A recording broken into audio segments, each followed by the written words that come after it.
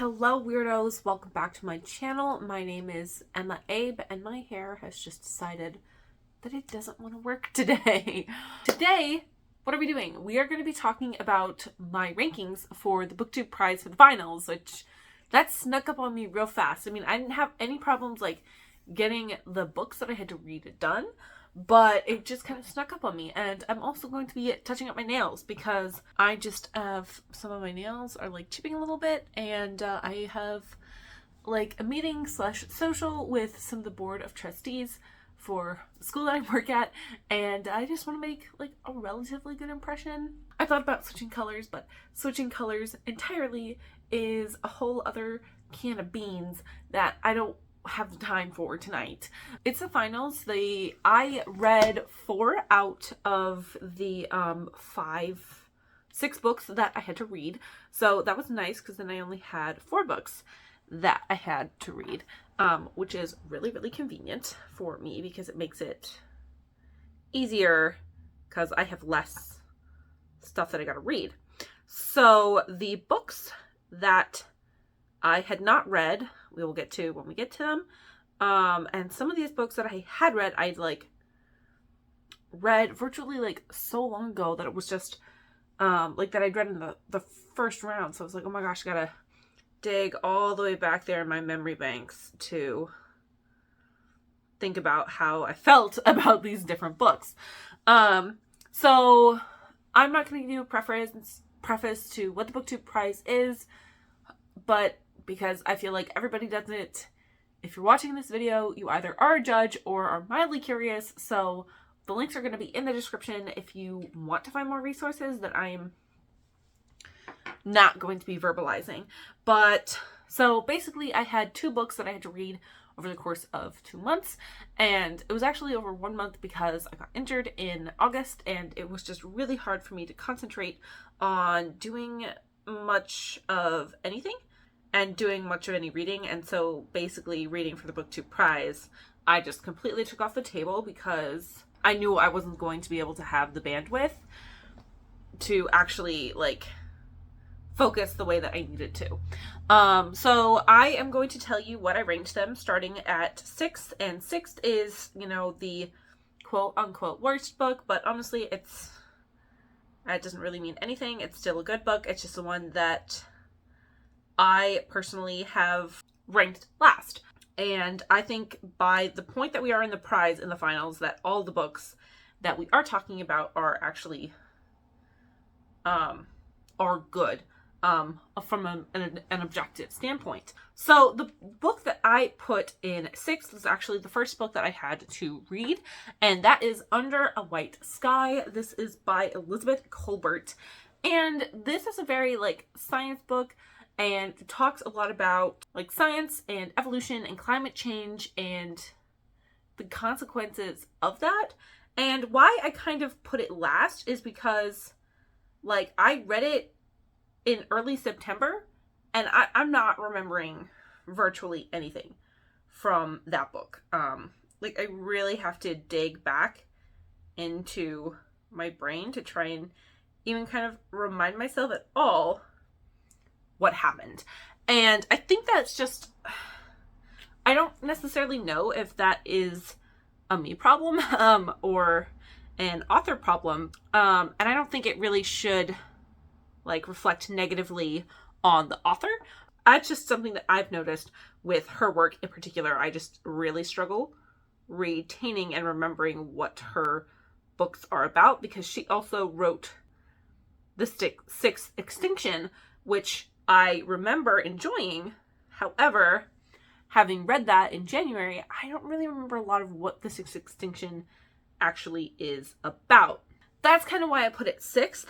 That being said, I did find it interesting, and I enjoyed reading it, but I just falls into the problem where I just can't remember off the top of my head, where I do remember a lot more things about the other books that are on the list.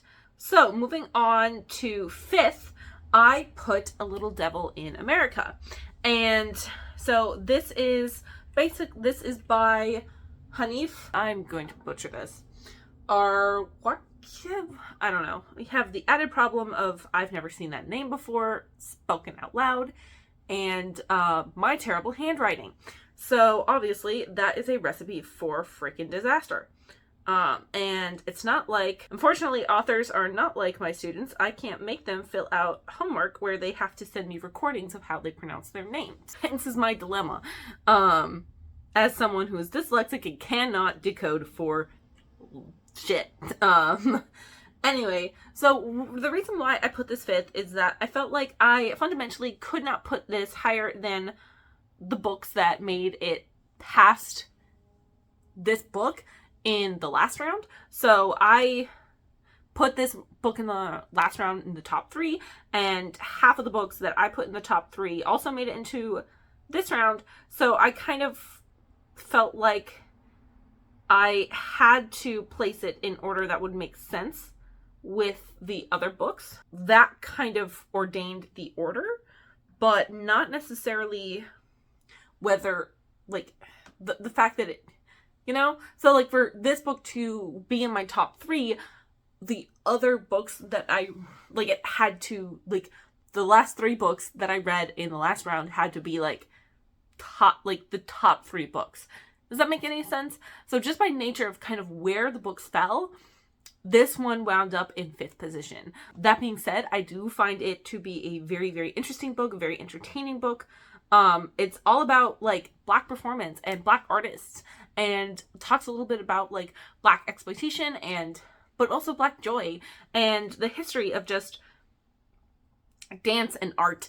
I thought it was a good book, but that's just me. I'm sorry, I'm debating if I put on another thing on this. I think I'm not going to.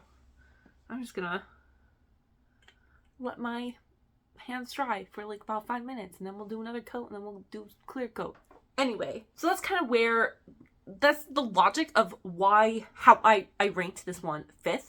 And unfortunately, there are other books in this round that were just really, really good that just edged out A Little Devil in America into this slot, into the 5th slot, unfortunately. I do think it's a good book. I do think it's well worth picking up. 4th place, I put Chasing Me to My Grave. This is by Winfred Rembert, and this one I ranked 2nd last round because I thought it was really, really good. It is a memoir of this African-American man who, like, grew up in the Deep South, and he was put on the chain gang and really experienced a lot of racism in his life and was pushed. I don't quite know how to best exemplify that, but he dealt with a lot of adversity and found success in his later life as an artist. And what I really liked about this book is that you could see his art, which he does art on leather. So he, like, tans it, sculpts it, and it's really interesting, like, 3D piece that is kind of harder to come across in a book. And his art actually kind of tells, like, a story of his life as well. So I felt like it paired really well with, like, it being a memoir, and I just thought it was a really interesting, and he's a very fascinating perspective person that I found that entertaining. This kind of, along with Little Devil in America, why this one was pushed 4th was just by the nature of I couldn't put it higher than any books that I'd rated it in the last round, and there were just a lot of really good books in this round. I really wrestled with whether I put this one 3rd or 4th, and I just kind of got to a point, because of the strength of all of the books, I kind of was looking at these books topic-wise and comparing them topic-wise.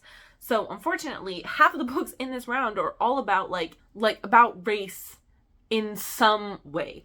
And 4 of them were about race in some way, but 3 of them were particularly discussing, like, African-American centric, like, racism, or like racism towards those people.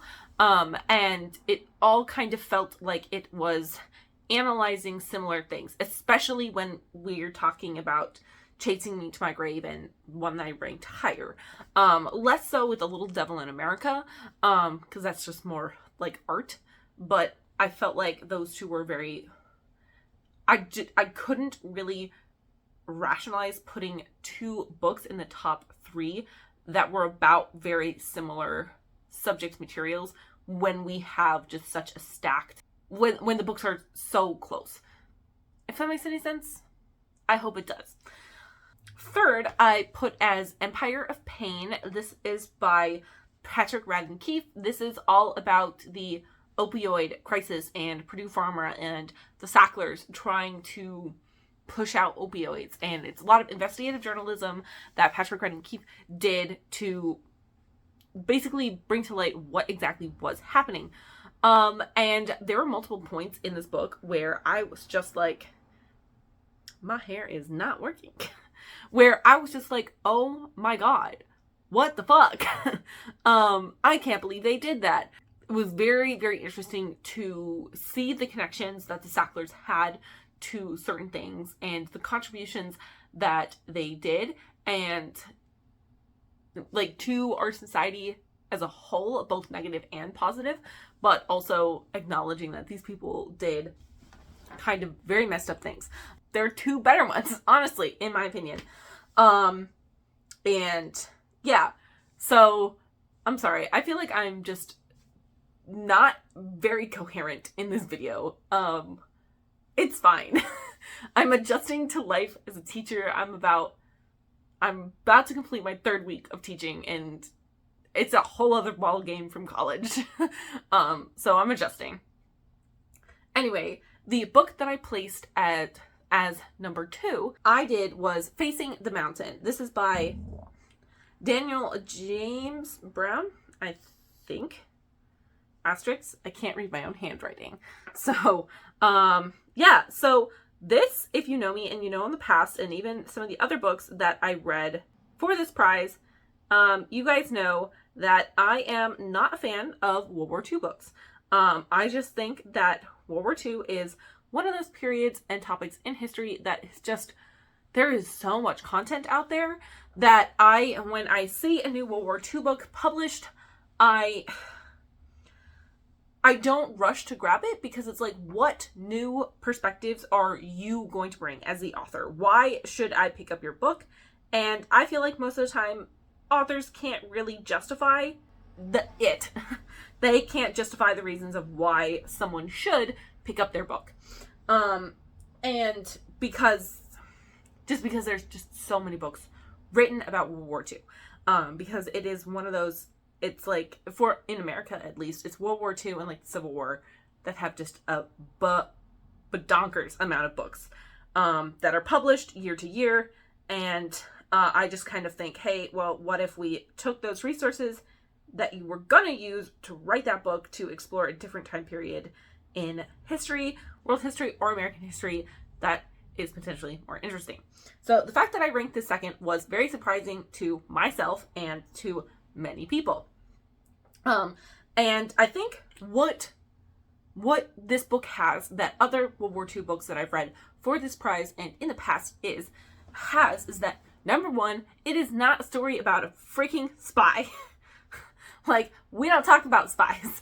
That hasn't, like, there might be a little bit of, like, espionage, but that on the whole is not the focus of this story. So, bonus points for that, because I was about fed up with all of the freaking World War II spy stories that are all about white women. Which, there's nothing wrong to, like, tell those stories, and I think it's important to tell those stories. There's a bonkers number of them. And I don't get it. Anyway, and by bonkers, I mean like 5. It just seems like a lot for the genre. And the other thing that I think that this book does that is in its favor is that it is examining different part of history in World War II that isn't talked about a lot.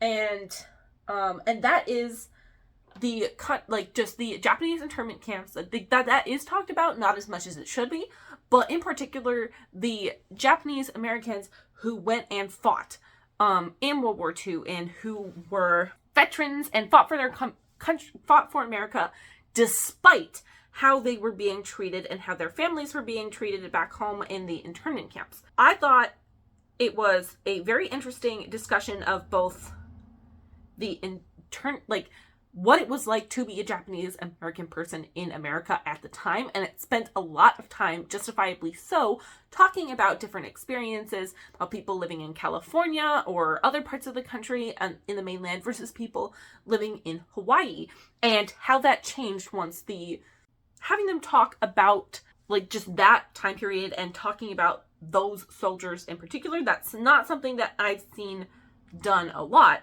So I was quite impressed and quite intrigued.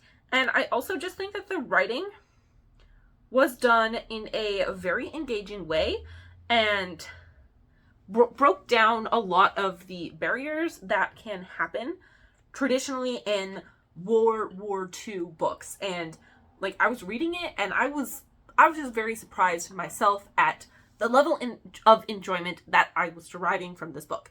And this was the second book that I had to read for the Booktube Prize in the month of September, and it was actually like the longer of the two, and I felt that I was moving through it like quicker than I was Under a White Sky. But that's just me. And the last book that I ranked number 1, Process of Elimination, that is How the Word is Passed. That is by Clint Smith. This book, very special place in my heart.